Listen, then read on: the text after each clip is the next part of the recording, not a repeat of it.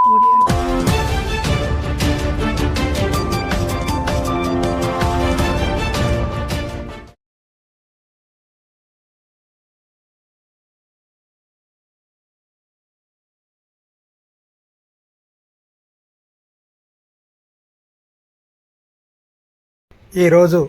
ఉమ్మడి వరంగల్ జిల్లాలో నిర్వహించిన డీజేఎఫ్డబ్ల్యూ సమావేశానికి ముఖ్య అతిథిగా హాజరైన ఎమ్మెల్సీ కల్వకుంట కవిత గారు. జర్నలిస్టులు నిరంతరం ప్రజలకు, ప్రభుత్వానికి వారధిగా సమాచారం అందిస్తూ సమాజాన్ని చైతన్యం చేసే సైనికులు.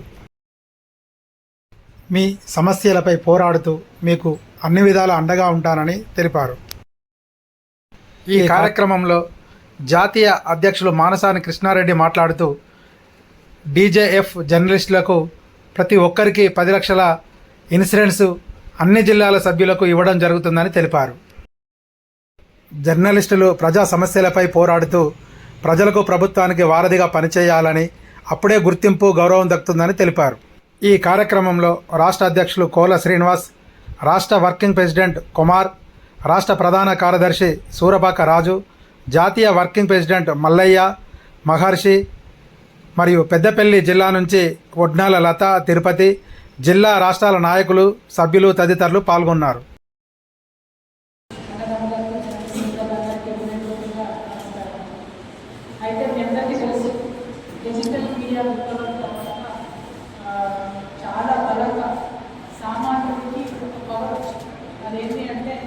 ఎవరు ఏమన్నా సరే మన విషయం మనమైతే ప్రజల వద్దకు చేర్చగలుగుతాం, చెప్పుకోగలుగుతాం అనే ఒక కాన్ఫిడెన్స్ వచ్చింది. చాలా మందికి ఏదైనా ప్రాబ్లం వచ్చినప్పుడు ఇవాళ ఫేస్బుక్లో పెట్టుకునేటువంటి ఫ్రీడమ్ వచ్చింది. ఏదైతే మనందరం కలగలమో ఒక మంచి డెమోక్రసీలో ప్రతి ఒక్కరికి వాయిస్ ఉండాలని కలగలమో అది టెక్నాలజీ నిజం చేసి చూపించింది, టెక్నాలజీ నిరూపించి చూపించింది.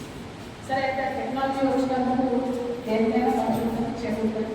దీపం కిందనే చీకటి ఉన్నప్పుడు టెక్నాలజీ వీడియోలో జరుగుతున్నటువంటి అనేకమైనటువంటి అరాచకాలు కూడా అవన్నీ కూడా మనం గమనిస్తున్నాం.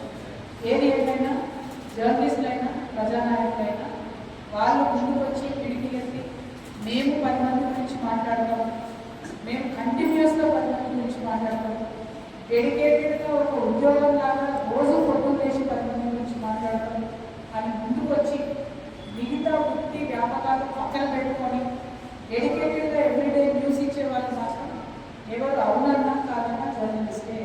వాళ్ళు చెప్పేది మనకు నచ్చినా మీ అందరికీ తెలుసు, నేను చాలా పెద్ద బాధితురాలు యూట్యూబ్ వీడియో. నన్ను అరెస్ట్ చేసినప్పుడు, నాకు కేసు పడినప్పుడు చాలా వ్యతిరేకత వచ్చినాను. ఇప్పుడు వస్తాను, నేను ప్రజాజీవితం ఉంటున్నప్పుడు అవన్నీ వెల్కమ్ చేస్తాను.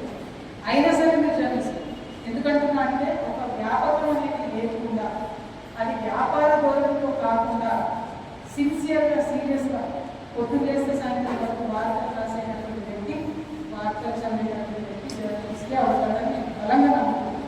అందుకోసమే డిజిటల్ మీడియాకు సపరేట్ పాలసీ ఉండాల్సిందే. ఆ సపరేట్ పాలసీలో ఎవ్రీడే న్యూస్ రాసే వాళ్ళకు, న్యూస్ చదివే వాళ్ళకు అక్రిడిటేషన్ పాలసీ ఇవ్వవలసిందే.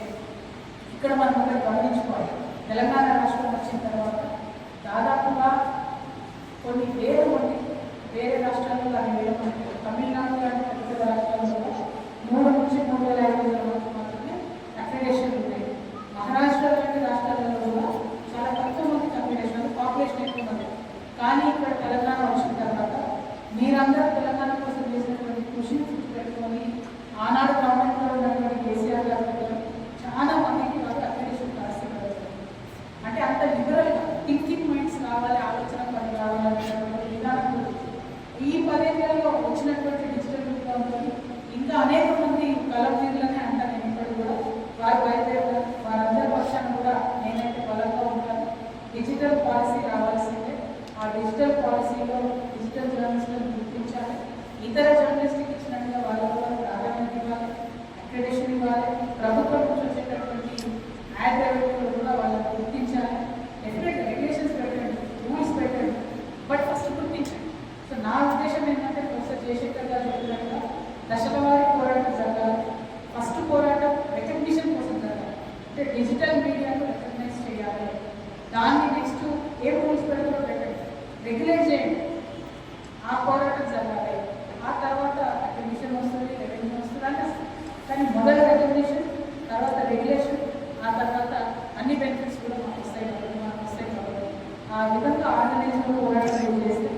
పక్షాన తెలంగాణ జరుగుతుంది. మీ సోదరిగా మీ అడుగులు ఆడుతున్నాయి. నేను కూడా నడుస్తాను.